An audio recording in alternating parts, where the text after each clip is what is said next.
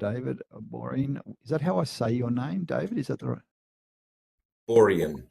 Borean. Thank you so much. Borean, yeah. Borean. What's the history? My father's he's born in northern Italy, right up near, right up in the Dolomites. So Okay. that's the history, but I think the history goes way beyond, that surname goes way beyond the northern Italian side, because it's not a very traditional Italian name, but it's got a bit of, I think it's just got history. That whole area moved around a lot. People traveled a lot. So I think, cross borders. Love it. Yeah.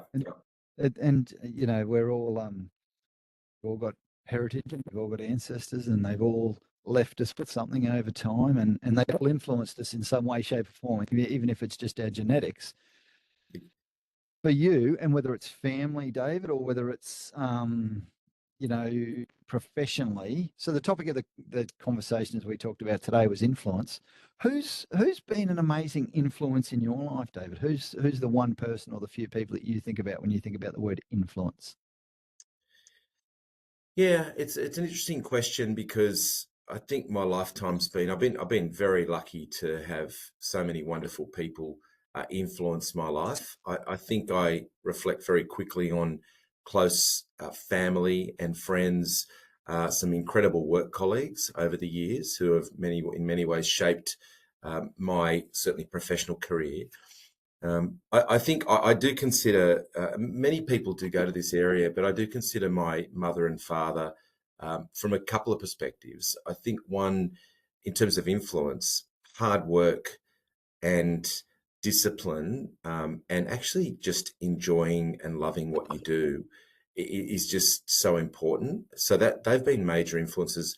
The other thing I think that was just instilled from day one, was the absolute imperative that uh, family is number one. It always, always maintain your family, the true values of your family, and it allows you to actually operate and be the person you want to be, in a much more open way. And I think that's given me a whole sense of context around what resilience really means. And, things don't always go your own way, and things don't always go your way professionally and personally. And you've got to actually dust yourself off and come back and be quite resilient. So I think they've been wonderful mentors. They've been wonderful, sort of professional, and personal influences on my work life, without any doubt. And obviously, there's a tremendous amount of work colleagues that I think have influenced the way I think about things these days. Cool. That's beautiful. And it sounded like mum and dad were a role model too. They probably role modeled the behavior that they hoped to influence you with or instill in you. Yeah, but very much so. I think early days, I had a pretty basic upbringing, to be fair, multicultural in many ways. I celebrated the cultures of an Italian heritage through my father, and that was a guy that arrived here, didn't actually, in the 50s, and didn't actually speak the language, but ended up through his own very entrepreneurial self being able to carve out an existence for himself that actually made him a self-made man here in Australia, doing some incredible work. I think those sorts of simple things early, as you're growing up, you see and you role model behaviours, which is, again, that basis of how do you build up resilience and being able to tackle anything. And I think that's been my approach towards most of my professional career, which is I've never seen myself being boxed into anything. I've seen it more as an opportunity for change, for curious learning, for adapting myself to whatever's at play. And that's so those early foundations actually do instill that sense of, give life a go and give your professional career a go, and make sure you push and squeeze the lemon as much as you can, because you'll never know kind of what's around the corner. Give life a go, squeeze the lemon. I love that. I love the sound bites and the little media work, quips that I get during these. I worked in the media for many years, Anton, and maybe I speak in media context. I don't know, but it's not intended that way. It's actually what I believe. It's really what I believe. Oh yeah, I know, I get it. It's just so easy to understand. Do you know what I mean? I love analogies. Yeah, Everyone can imagine you squeezing the lemon out, the juice out of life. I think it's beautiful. So it was a real compliment. Yeah. yeah. Yeah. So professionally now, you're the COO of NEC. You're the CEO of a tech company. Like, what does that mean to you from an influence perspective, David? And how have you lent into, I guess, a little bit of influence in that role, and maybe what you're proud of too from an influence perspective? Yeah, it's interesting, Anton, because this is my first go at a technical being in a tech industry, right? So I'd come out of an array of different industries, and I think in many ways that shaped again how I would approach this, which was as I've moved through different parts of my own professional career, I've seen that there isn't, whilst the careers and the vertical markets that you play in are quite different in the way that they might operate, actually to lead and to come into organisations, it's still based around a certain aspects of what you believe your role and responsibility as a leader is. For me, um, what it means to lead and influence others, it comes with great responsibility, I think. That's always been the most uh, significant part for me in adapting to any environment. So in this role as a COO, I feel that most of what I embrace through the day and through my working week is about taking responsibility and ownership of. I do actually look after a large number of human resources, and functionally, I am responsible and very accountable for the way we deliver certain results financially to the organisation. And in terms of future horizons, where the company might actually go and grow. But the most critical thing for me is to be human, um, because the people you work with are humans. And if you're a human, you can help people find their way through their challenges, just as you as a manager or leader actually find the same way. So you often end up helping people with their own why statement, which is their purpose, which is what am I here to do and why am I here?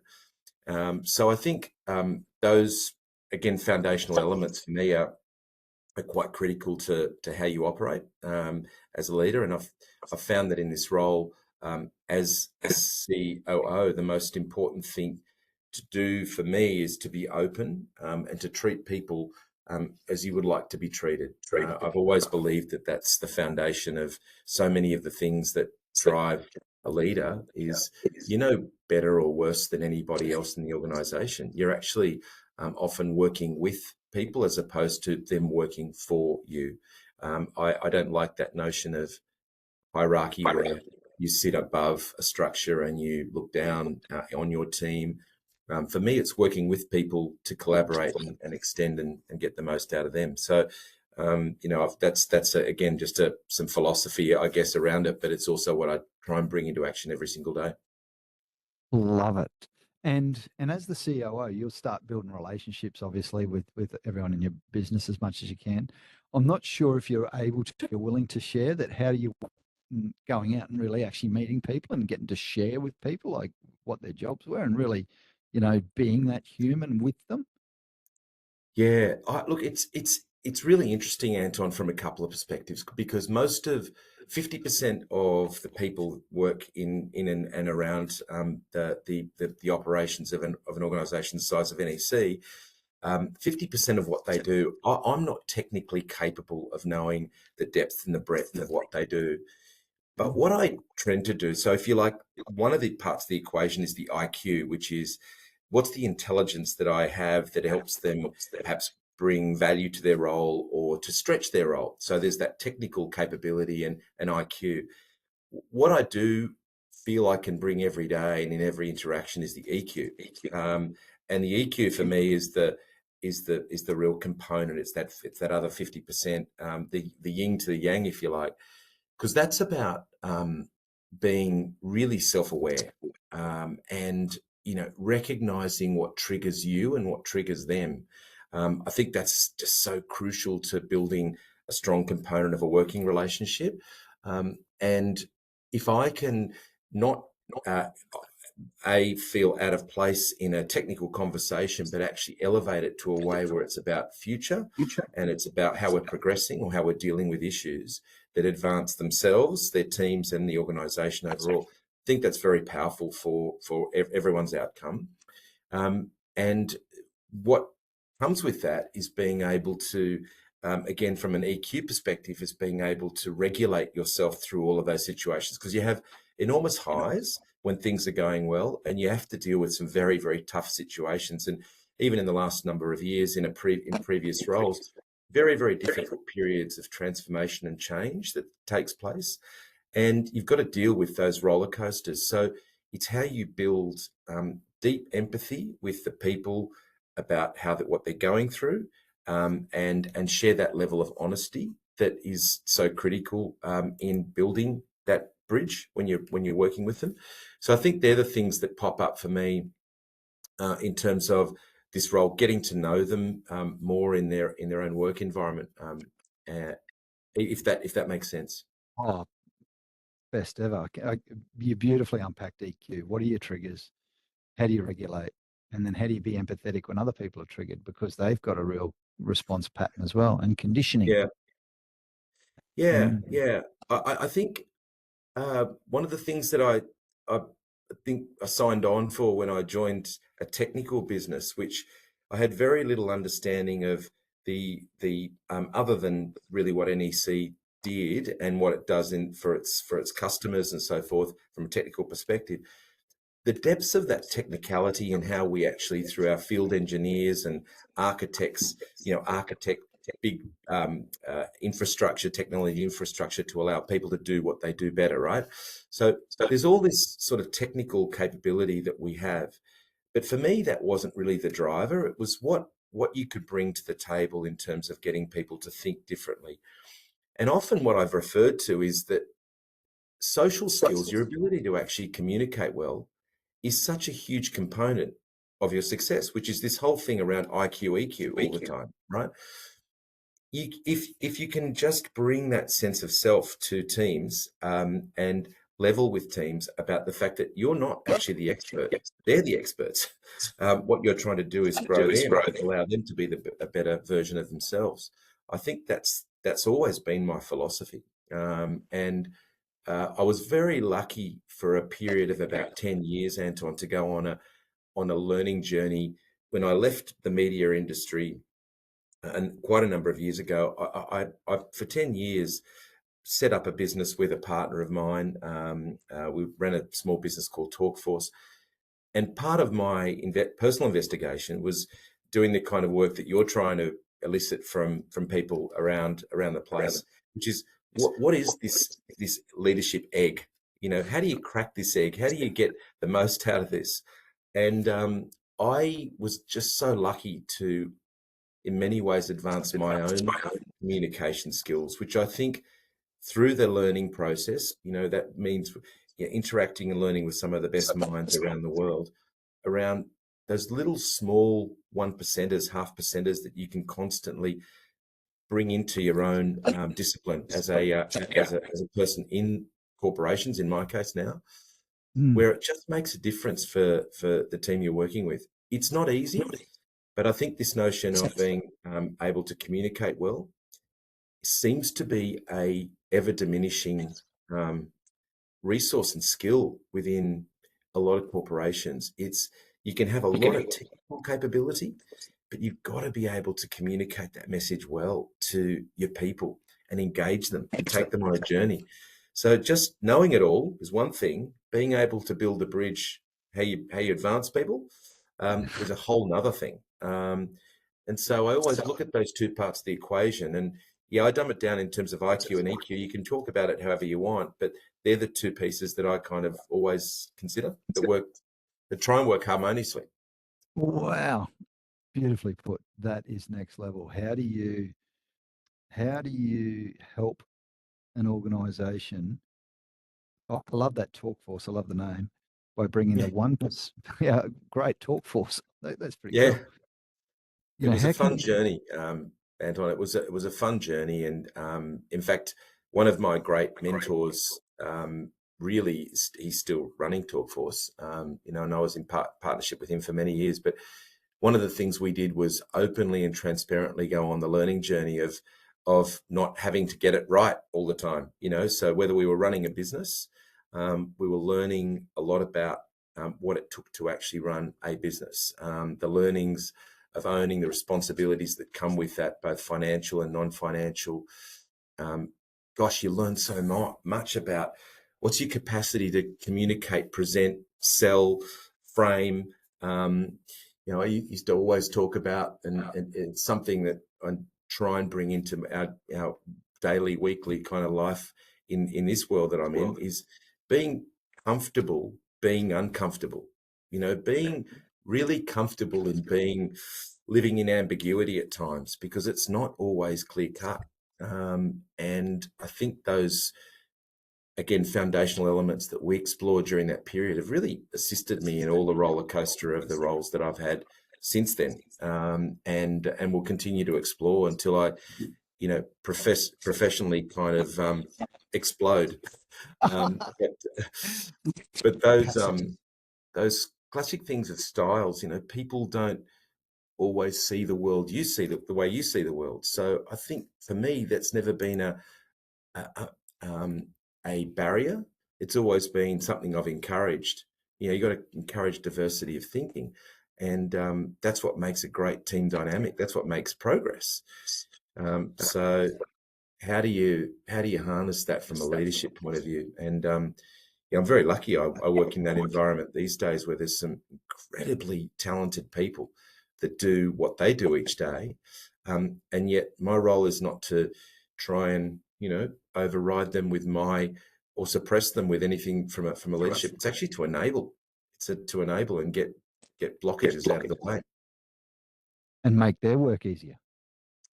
Ideally, make their work easier. Yeah, and make it fun. You know, I think that's the other thing that we often forget, that because we carry the burden of responsibility and roles, is you've got to try and make what you do fun, and that's, you know, not necessarily beers around beers or wines around an open bar. It's actually creating a work environment where people feel like they're actually getting the best of themselves out of their role And enjoying it in the same time. Yeah. Oh, David, so beautifully put. And I love the word capacity, because I feel like when you are a self-employed human and you've got a small team to run, at the same time you've got clients to serve and you've got podcast guests who you love, want to talk to, and there's so much stuff that you want to pack into your day.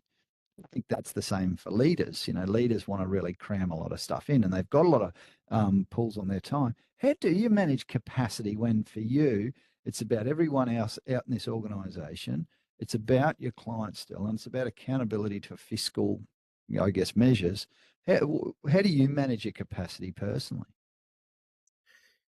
It's a real challenge, to be honest, Aaron. I feel like through, what do they call it? The getting of wisdom. The older you get, you do get to understand a few of those dynamics a bit more, in terms of, you know, I have huge capacity in my own mindset, because I have a real curiosity to keep an open mind to most things. So I'm very much a person that really I love working, and I love working with people. So that comes relatively easy, albeit that, you know, the notion of packing things in back to back is something that I'm quite comfortable with. At times it can become quite exhausting, to be fair. I think the discipline around it, Aaron, is the thing that I've really tried to, you know, even evoke through team members of mine, that you've got to be really disciplined about how you deal with this in order to get the right outcomes you want. So it's a lot of it's about prioritization. You've got a lot of things you need to do. There are some things that, you know, are ideally you'd like to do. They've got to be kicked down the road a little bit, but with real milestone moments where you can get to those in time. I think so. Prioritizing, you can't do everything, but you've got to do the things that are absolutely the most important. Some of those things are really difficult.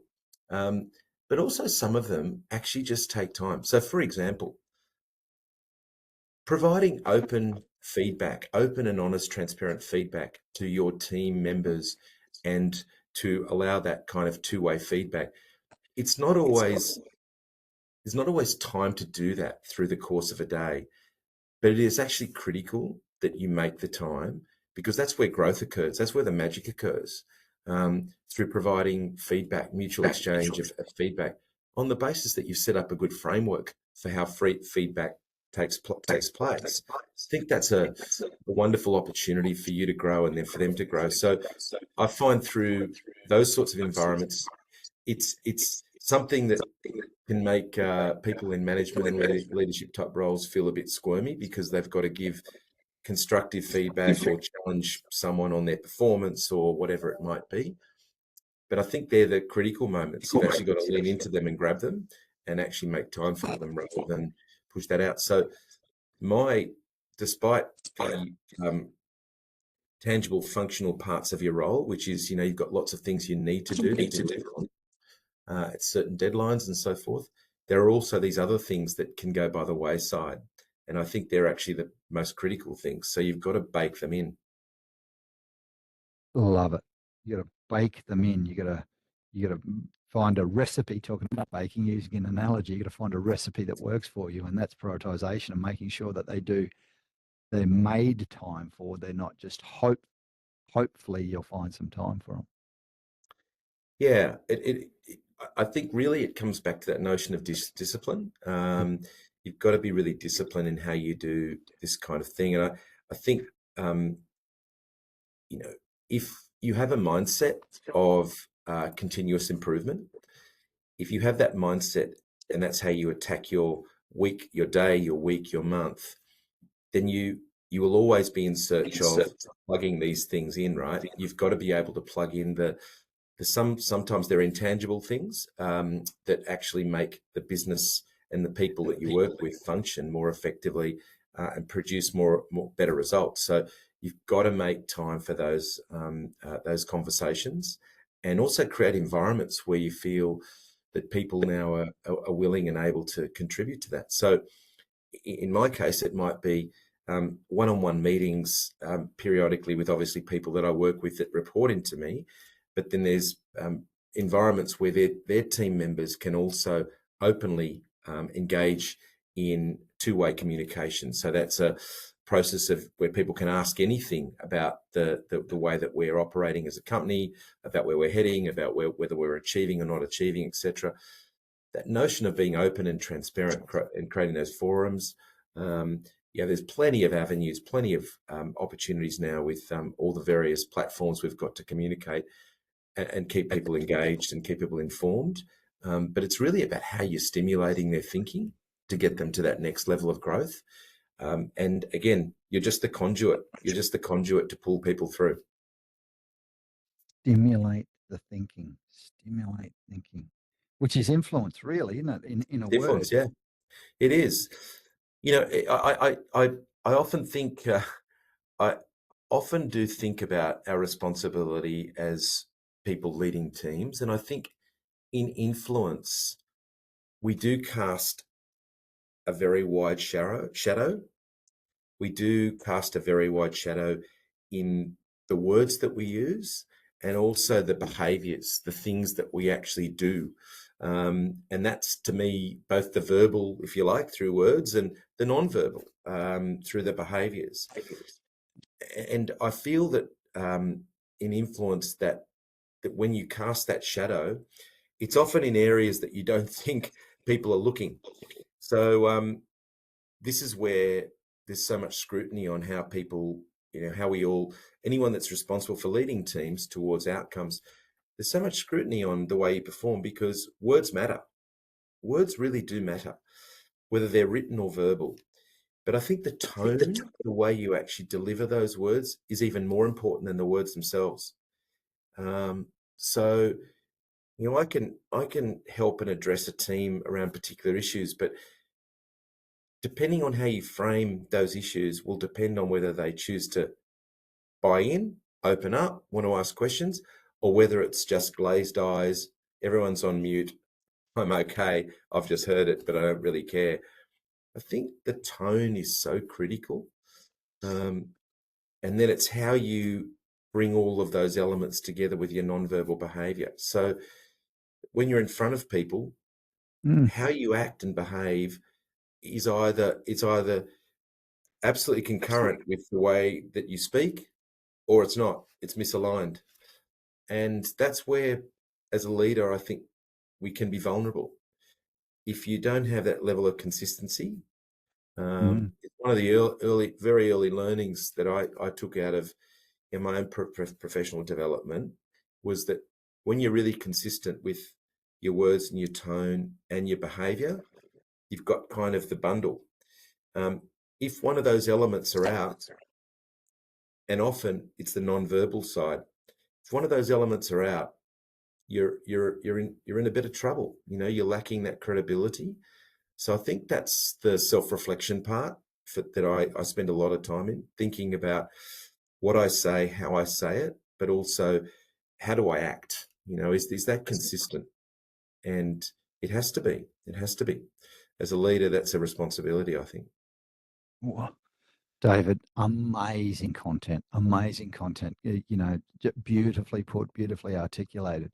Um, can I ask you a question around? Have you got someone that you look back on over your career? So you know, mum and dad have been the influence for you, and they'd be so proud of their amazing human that they've raised.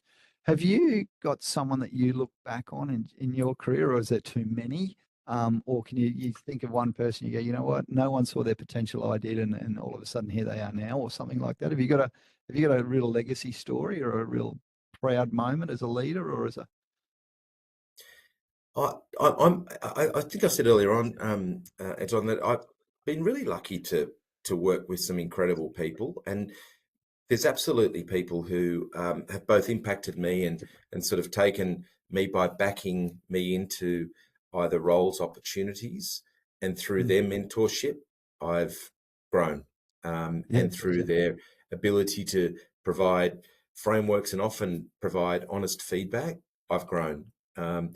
In the same way, I would say there are some people across my professional career that I've really lent into to learn and understand what are those nuggets of communication and communication skills and professional mhm, development skills that really can take people to the next level. And some of the people that managed me early in my career gave me incredible learnings by the way they used to enable me to do things. And when I look back on how I've enabled certain team members to really take ownership and grow, um, understand that it's a safe environment to make mistakes.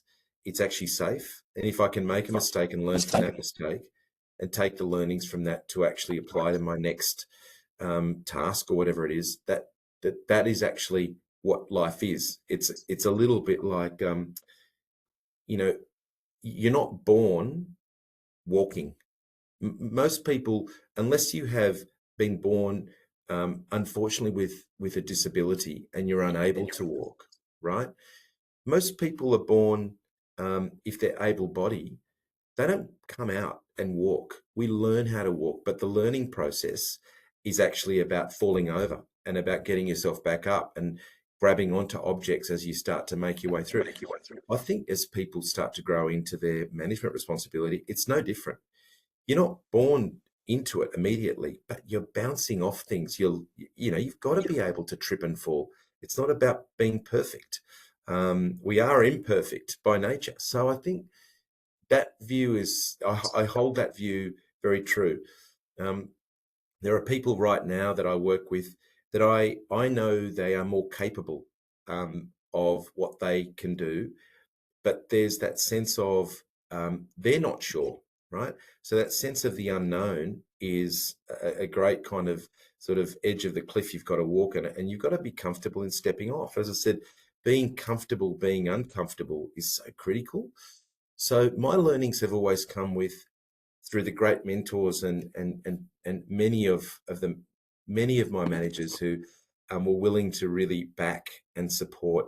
I still remember way back in my one of my early radio, when I was in the radio industry and I was in sales business. A general manager took me out to lunch. I was a young sales guy, and um, back then there was this sense of I really looked up to a particular person and their status, not only in the company I worked for at the time, but also in the industry. And I remember reflecting on what would it take to be that kind of person and have that kind of credibility. But really what I got was this sense of this person putting so much belief into a young guy, which was me, so much belief, backing. And I wonder now, as you see people come out of their secondary, tertiary education into workforces, the responsibility that we have, and in my stage of my career, it's a huge responsibility that I think you take to be able to nurture and support people into those first number of years of their careers, because that's where, much like the baby getting up to try and walk for the first time, you do trip over, you do fall over, you're not quite sure about what certain professional meetings, what's required of me in that meeting. And you can have the most prettiest slides because you've probably created those slides and they're 100% perfect, but that's half of the equation. The other half is how you're bringing yourself to support the content. They're all the early learnings. And so as I reflect back on your question, so much of the influence that people had on me, the shadow that they were able to cast on me, were giving me the chance to fall over, giving me the chance to learn, giving me the chance to actually progress, and even to put me into roles where they knew I was about 70% ready, maybe 60% ready, but that 40% was all about growth, growth, growth. Wow. People saw more potential in you than you did, obviously, at the I time. think so. And to be fair, Anton, I would still question, even to this very day, my full potential. Like I've always had a very healthy opinion of that myself. I think it's the part that keeps me absolutely in check. I'm not proud at all to say I've got everything bolted down, because I just don't. And my learning is continuous. So I think that's the other misnomer, is that you sense that you get to a point where you've kind of got it all under control. It's just not true, and it's just not possible.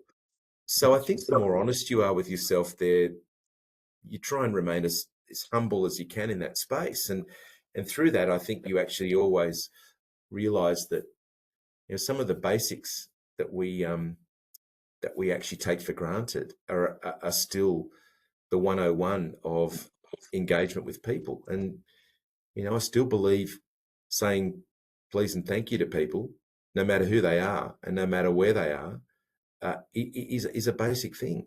But it doesn't seem to be basic all the way around, right? So we're, we've got to try and espouse as many of our own kind of values, and those values that you think are going to help advance people that you're trying to bring through. And part of those values for me are, no one's going to be 100% ready for any role. They're just not.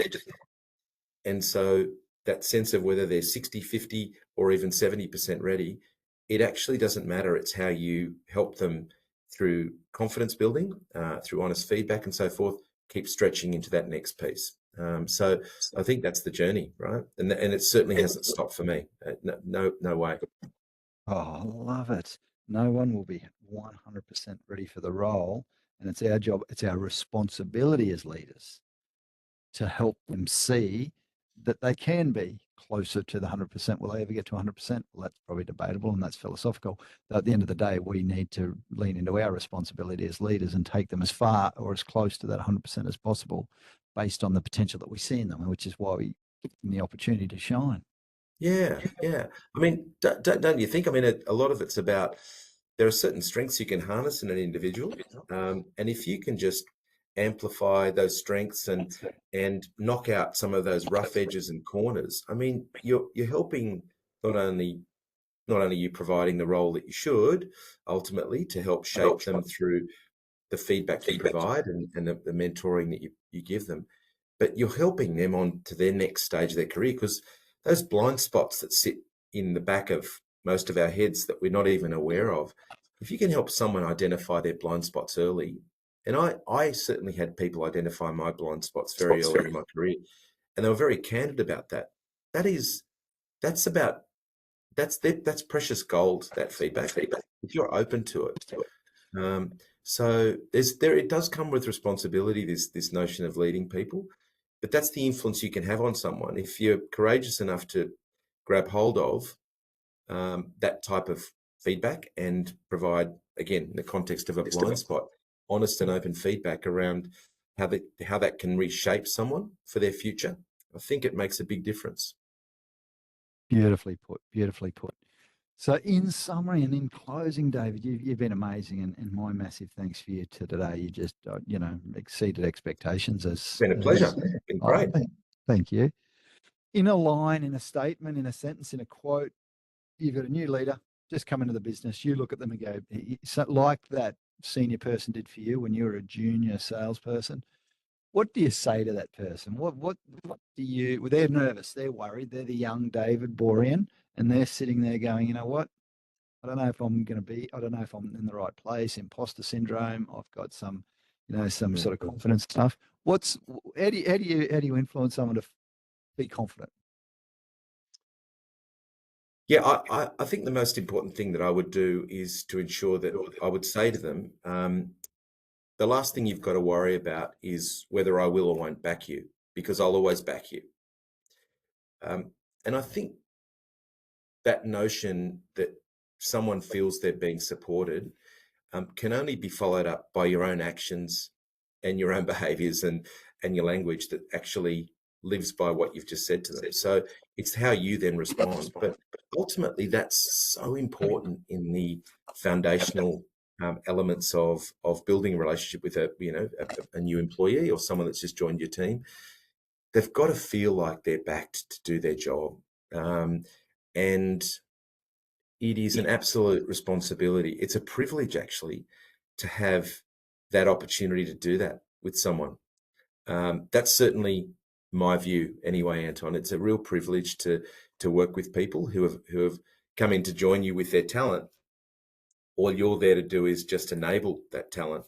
So they've got to feel right early in their work phase, in their life cycle with you, that you can back them, and that's always been true for me. I very early on, and this is going back quite a number of years ago, there was an author who wrote 7 Habits of Highly Effective People, and I still, I spend a lot of time way back with Stephen Covey, but his mantra for this, which I pretty much I write down, kind of in my annual review of what am I seeking to do in my next 12 months and so forth.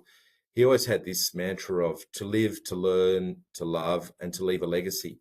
And I think as a leader or as someone kind of working with people, to live, to learn, to love, and leave a legacy is really the way I've always endeavored to live it. So you got to squeeze life's lemon. I said earlier on, like to live and really spend time caring for people that are working with you.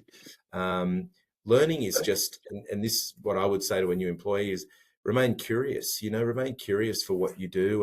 And as your wisdom, as your knowledge grows, your wisdom will grow. And as that wisdom grows, you'll then impart that to people that impact you. And as you cast that shadow. So, and loving is more around loving your job and loving the people who are close to you in your personal. Don't ever forget that that's the critical component.